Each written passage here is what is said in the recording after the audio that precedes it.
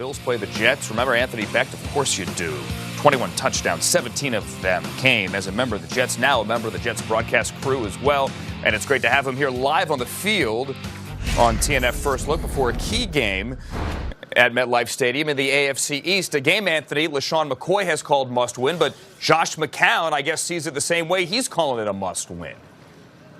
Yeah, you're right, Andrew. I mean, you look at both teams sitting there at 5-2 for the Buffalo Bills. They got to put themselves in a situation to stay close with the Patriots. But from the Jets' perspective, at 3-5, and you look at where everybody's hodgepodged in with 4 wins, 3 wins, 5 wins, they got a great opportunity to knock off a team that's in that slotted area for that wild card spot. And if you're looking at it from where I see it, my perspective is that last wild card spot could be a 9-7, 8-8 team. So for me, this is a huge game for the Jets. Yeah. Jeff Philbin is back on Daytime to show us how to make the Chef Jeff sandwich and tell us why it's such a winner. And he's one of my favorite guests because he's a huge Jets fan. What's up? It is so great. Anthony Becht will be on the call from Doak Campbell Stadium. First things first, just what do you expect to see out of James Blackman today in his first career start? Well, I'll tell you, a lot of pressure for this young man. 6'5". He's a tall drink of water. He's only 170 pounds, if you can believe that. They got to protect him. He's got a big arm. Watched him in practice on Thursday and really impressed me with his arm strength. With these 21-plus days that Jimbo Fisher's had with him, it's almost been like his personal training camp. Yeah. We got lots to talk about. Indeed. Let's get down to business. Yeah, let's start it off. If you're on social media, you've no doubt seen women hashtagging #MeToo on Twitter and Facebook. It means that they have experienced sexual harassment or assault.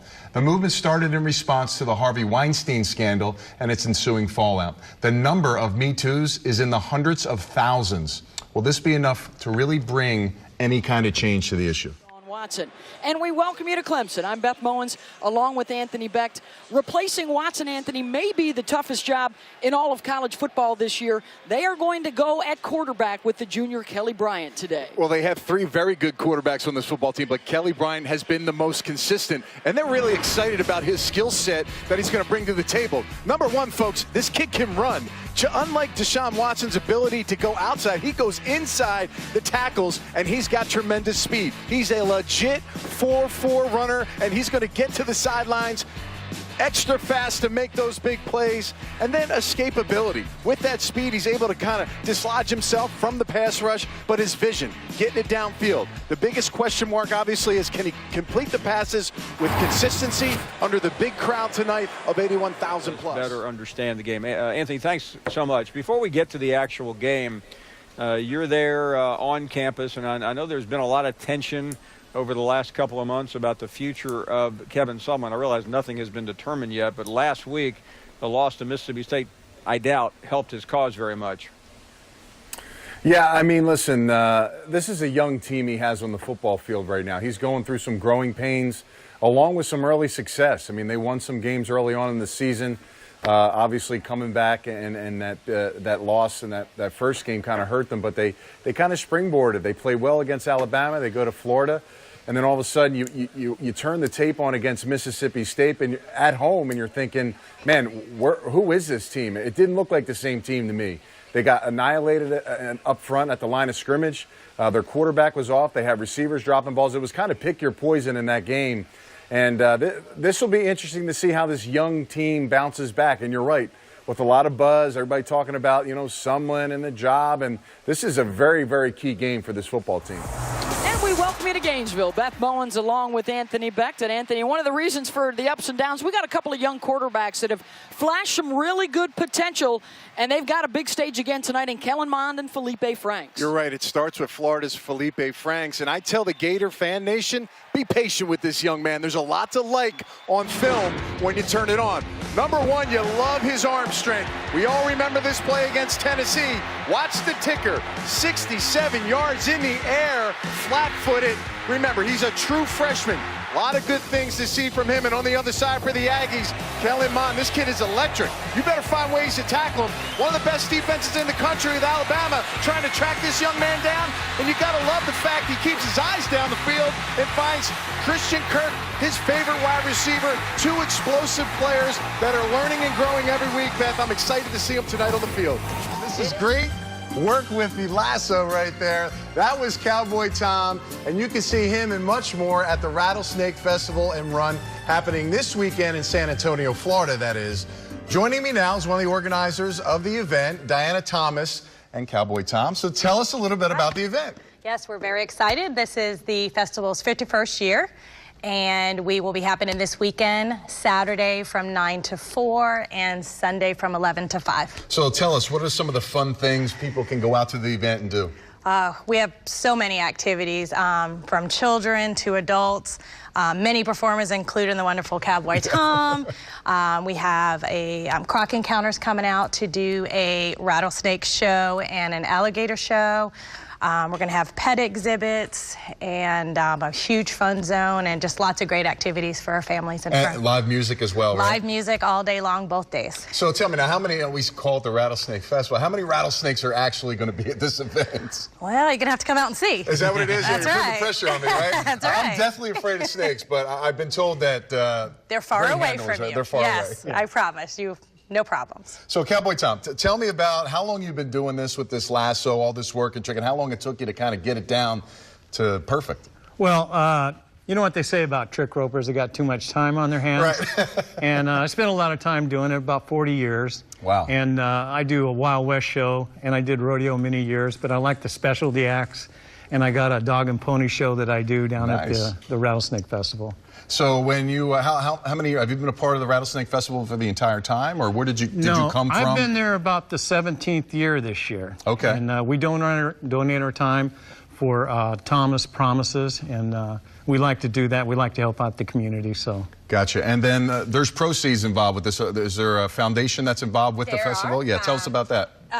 All the proceeds raised from this two-day festival will go to the Thomas Promise Foundation. Right. We are a 501c based out of East Pasco County that is currently feeding 1,500 kids every week through our weekend backpack program. And I'm assuming you guys were really busy with the hurricanes that came through. Yeah. Yes, they kept us very busy, but we have a great community.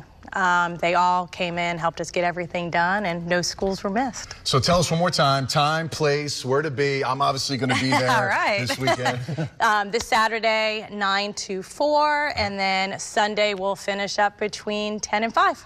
10 and 5, and you'll be there. No, you'll be performing the whole weekend, right? No, Saturday. I'm there Saturday. I do 3 shows a day, and we do cowboy stories, cowboy poetry, trick roping, trick shooting, got a trick horse, and rodeo clown magic, and rodeo skits, you know. You're the main event. That's what it comes down to, right? I would like to think so, but I think the Rattlesnake show probably would be. No doubt. But it's an educational show is exactly what it is. They milk the rattlesnakes and show everybody all about them. Perfect. Well, Cowboy Tom, Diana, thank you very much. Good luck with the event.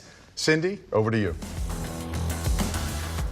It's time for our first film session of the 2017 season, presented by Frontier. Casey Phillips and Anthony Becht here with you. So, Anthony, we haven't had the regular season game yet. Looking at preseason, always like to see from that what we can take from it and apply to the regular season. What are you thinking? There are some plays maybe this preseason that have shown us what we could expect this year? Well, I think both of the sides of the ball got better this year. The training camp, preseason games, you know, you go through the plays. There's a lot of good things to really pull from. And I want to start with the defense, number one. I just picked this as third down. When third down packages last year got really interesting for us. And I think this year with more experience, more guys, we're going to get even better. And this is basically a 3rd and 9, man-to-man coverage across the board from top to bottom. We have 4 down linemen.